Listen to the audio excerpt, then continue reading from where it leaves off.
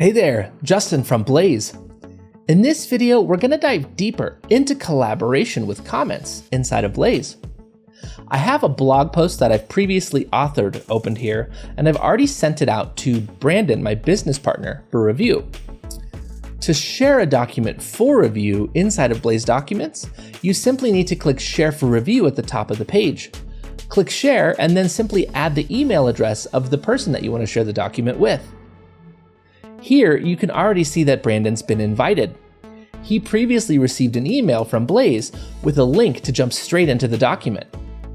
Anytime someone shares a document with you, you'll get an email, but you can also access all of the requests that you've received via the Approvals tool shown here. Let's jump back into the document for a second. Here, you can access comments via the collaboration icon. Notice the comments pop out in the side panel, and I can quickly review and address any comments that Brandon left for me. There are two categories listed in the side panel: tasks and comments.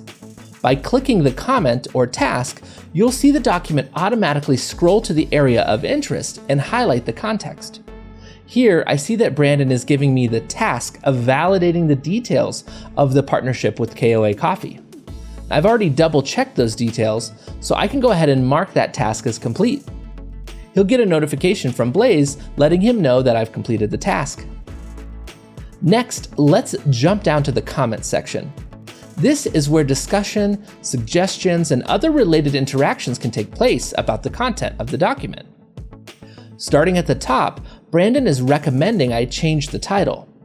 Now, if I wanted him to elaborate on his comment or suggestion, I could send him a reply below. Brandon will get that notification via email that I've already responded to his comment, and he can either reach out to me or he can just leave a reply here in Blaze. Moving on to his second comment about profit sharing percentage, I'm going to let him know that it's surely 72%.